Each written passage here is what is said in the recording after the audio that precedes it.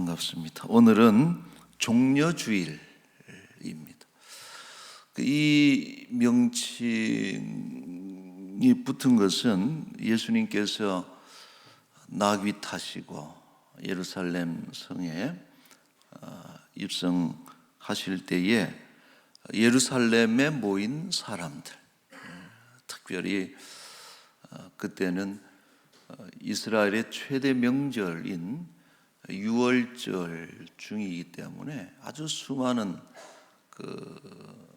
수백만, 백만이 넘는 그런 인파들이 예루살렘에 모여들었는데, 이 수많은 사람들이 자기의 겉옷을 예수님 들어오시는 그 길가에 이렇게 깔고, 마치 그 카페트를 까는 것처럼 깔고, 또 손에는 종려나무 가지를 들고, 또 입으로는 호산나 이렇게 외치면서 예수님을 환영했기 때문에 붙여진 이름이 종려주일입니다. 자, 이 종려나무는 풍요와 상징을 뜻해요. 그래서 여러분이 그림으로 보는 것처럼 아주 그 가지 하나를 뚝 떼면은 마치 부채처럼 널찍한 이런 것을 들고서 이렇게 흔들면은 얼마나 장관입니까? 그래서 당시의 그 풍습이 왕이라든지 혹은 전쟁에서 승리한 장군들이 개선식을 할 때 그 환영하는 인파들이 이제 저것을 들고서 개선 장군을 환영하는, 이렇게 쓰였는데, 당시 예루살렘 군중들은 그러므로 예수님을 왕으로, 정치적인 메시아로, 다윗의 자손으로 오시는 이하, 벌써 그 표현 속에 어떤 정치적인 왕, 메시아로 예수님을 환영하였습니다. 자, 이처럼 예루살렘은 축제 일색이죠. 유월절도 잔치입니다. 해방절이기 때문에 잔치이기도 하고, 또 그들 마음속에 로마로부터 해방시켜줄 그런 위대한 우리 정치적인 인물, 우리 예수님이 등장하셨기 때문에 예루살렘이 전체적으로 잔치 분위기고 또 축제 분위기였는데, 그러나 예수님의 마음은 매우 침통하다. 웃으셔야 되고 같이 즐거워해야 되는데 예수님의 얼굴이 어둡고 그 마음이 매우 침통해요. 그 이유가 뭐냐? 그것은 앞으로 당신이 겪어야 될 그런 고난의 십자가 때문에 그러시는 것이 아니고, 예루살렘과 유대인들이 장차 겪을 엄청난 그 재앙을 생각하게 될 때, 지금은 다 이렇게 좋고 사람들이 즐겁고 잔치 분위기인데 40년 뒤가 되면 이 땅이 황폐화될 것이거든. 그러니까 이 예루살렘의 파괴와 이스라엘 국가의 어떤 멸망, 이런 것을 생각하실 때에 예수님의 마음이 침통해요.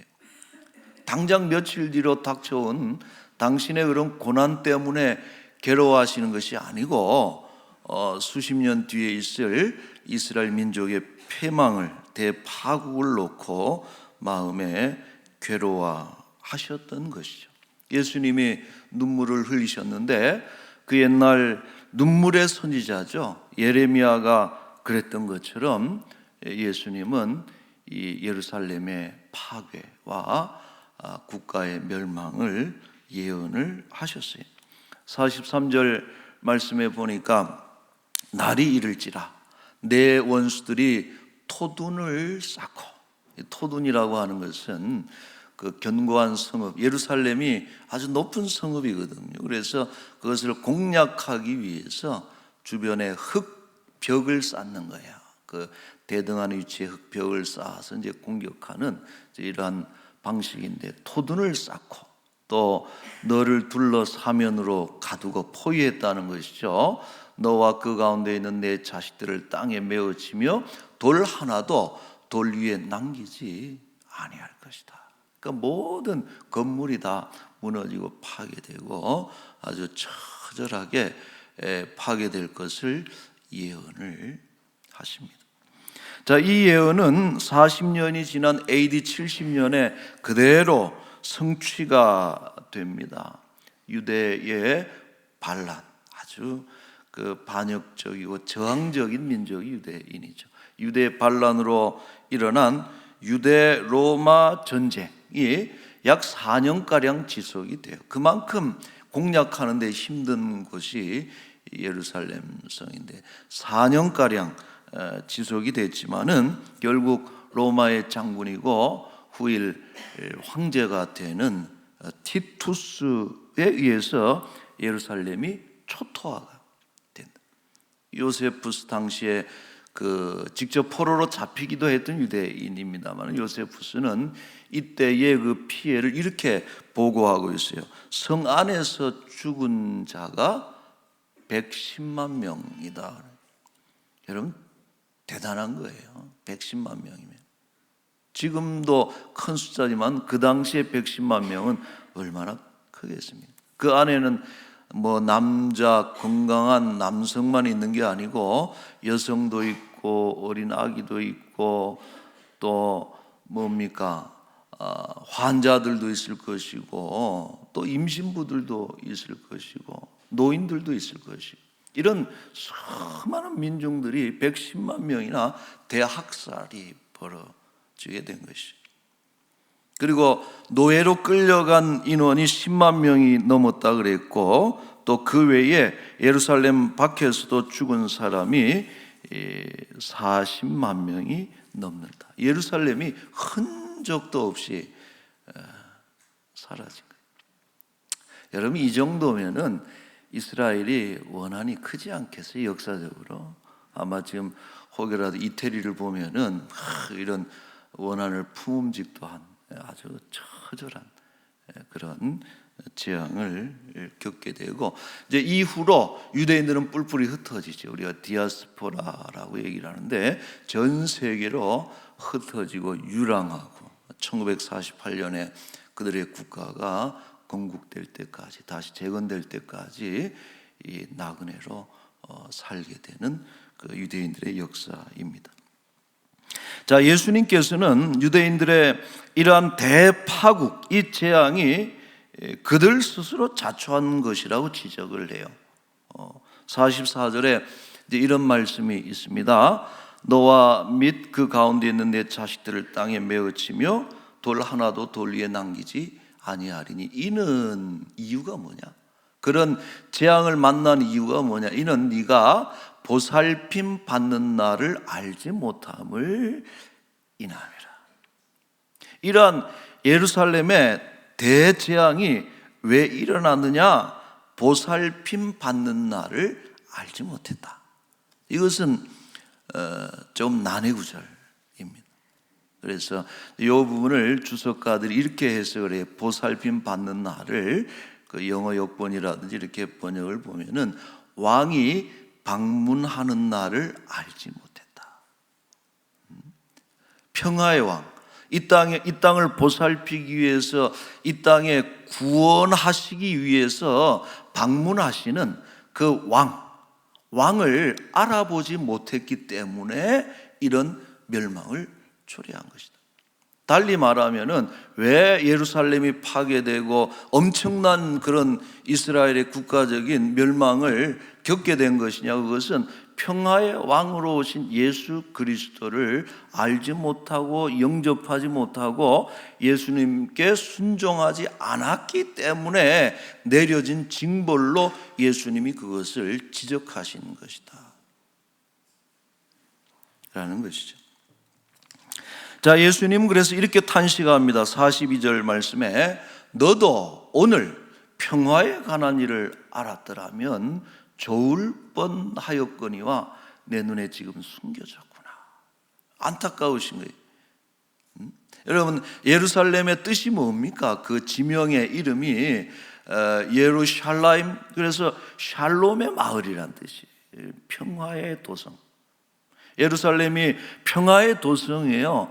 그 성은 평화로워야 되는 것이고, 그 성에 있는 사람들은 평화를 추구하는 사람들이 되어야 되는 것이고, 그 성에는 하나님의 평화가 가득 차 있어야 되는 그런 동네고 마을이고 도성인데, 오히려 눈이 가려졌어요. 지금 눈앞에 멸망이, 종말이 오고 있음에도 불구하고 평화에 대해서 알지 못하고 도리어 멸망을 자초하고 있으니, 이것이 예수님이 볼 때 너무 안타까움을 알았더라. 주전 586년이죠. 제1차 성전인 솔로몬 성전과 예루살렘이 바벨론의 느부갓네살에 의해서 역시 아주 처절하게 파괴가 됩니다. 그런 거 보면은 이 이스라엘이 참 한이 많은 민족일 수밖에 없어요. 역사가 참 그렇게 참 어렵습니다. 그때도 처절하게 예루살렘이 파괴가 됐는데, 예레미야가 그렇게 경고를 했어요. 곧 망할 것을 경고하고 대비할 것을 경고했지만은, 그때 당시 왕과 이스라엘 백성들이 다 거짓 평화의 심취에 속고 있었다. 거짓 선지자들이 평화로울 것이다, 전쟁이 없다, 망하지 않는다, 오히려 성전이 있기 때문에 이스라엘은 망하지 않고 평화로울 것이다, 이런 거짓 평화의 선동에 속아서 멸망의 날을 대비하지 못했고, 결국은 평화를 추구하지 못하고 망하게 된 것이죠. 자, 여러분, 오늘 이 시대에도 우리는 예수님의 이런 경고를 우리가 떠올려야 됩니다. 42절에 그렇잖아요. 너도 오늘, 이 얘기는 오늘 우리를 향하시네. 너도 오늘 평화에 관한 일을 알아야 된다. 평화를 추구해야 되고, 평화에 이르는 길이 어디인가를 알고 그것을 추구해야 되는데, 지금 세상을 보세요. 종말의 사인이 너무나 선명하잖아요. 지진, 기근, 홍수, 전염병, 또 기후재앙, 다 성경에 나오는 얘기입니다. 전쟁이며 교회 박해며, 한 곳에서는 그리스도인이라는 이유로 교회가 박해당하고 순교당하는 역사들이 일어나고 있습니다. 이것은 세상 종말의 분명한 사인이에요. 이런 사인이 있음에도 불구하고 어디에도 평화 프로세스라는 말은 있지만은, 여러분, 어디에도 평화를 추구하는 세력은 없습니다. 우리가 예수 그리스도의 어떤 경고를 새겨야 되는 상황이죠. 여러분, 인류가 평화에 이르는 길은 오직 하나뿐입니다. 그것은 예수님을 영접하는 거예요. 예수님을 왕으로 영접하고 예수님의 통치를 받아들이고 예수님의 순종, 말씀에 순종할 때에 거기에 참된 인류의 평화가 있는 것입니다. 동의하십니까? 여러분, 평화 프로세스는 예수 그리스도가 개입돼야 되는 거예요. 남이든 북이든 어느 지도자든 어느 백성이든지 간에 예수 그리스도, 평화의 왕이신 예수 그리스도를 왕으로 영접하고 그 음성에 순종하게 될 때 참된 평화는 우리 앞에 열리는 것입니다. 오늘 세례받는 분들, 학습, 입교, 세례받는 분들은 물론이거니와 모든 우리 람원의 성도들은 그리스도를 왕으로 영접하는 그런 은혜가 있기를 축원합니다. 예수 우리 왕, 예수 우리 주, 예수님을 왕으로 영접하고 예수님의 통치를 받고 오늘 세례를 받는 것은 그 충성의 맹약과 같은 거예요. 예수님을 왕으로 영접하고 그 명령에 순종하면서, 그래서 참된 평화를 누리고 나아가서 세상을 화평하게 하는 평화의 일꾼으로 살아갈 수 있기를 바랍니다. 말씀을 맺겠어요. 그리스도의 고난을 묵상하는 한 주간이 되기를 바라고요. 하나 소개하고 싶은 영상이 있어요. 제가 지난 주간에 보면서 은혜를 받았던, 감동이 됐던 그런 유튜브의 그 영상입니다. 한 10분짜리인데 여러분 시간 되면 꼭 보십시오. 보면은 예수님이 걸어가셨던 벳바게에서 베다니에서 나귀 타고 예루살렘으로 입성하시면서 비아 돌로로사 그 십자가 지시고 가는, 지금 나오는 이 장면은 이 순례객들이 그 예수님이 갇혔던 감옥, 목요일 밤에 잡혀서 금요일 날 재판 받으시고 돌아가셨는데 그 늦은 밤에 잠시 머무셨던 그 감옥이 바로 저기랍니다. 그래서 저기를 찾은 그 순례객들이 예수님의 고난을 기억하면서 눈물을 흘리고, 근데 참 너무 감동적이다. 여러분 한번 꼭 이번 한 주간은 금식도 해보시고 또 기도도 하시고 이렇게 이런 영상들을 보면서 묵상하는 그런 시간들이 꼭 되기를 바랍니다. 그리스도의 뒤를 따라간다는 것은 뭐냐? 이 그리스도의 평화를 온 땅 위에 펼쳐가는 그런 교회요, 우리 성도들로 살아가시기를 우리 예수님 이름으로 축복합니다.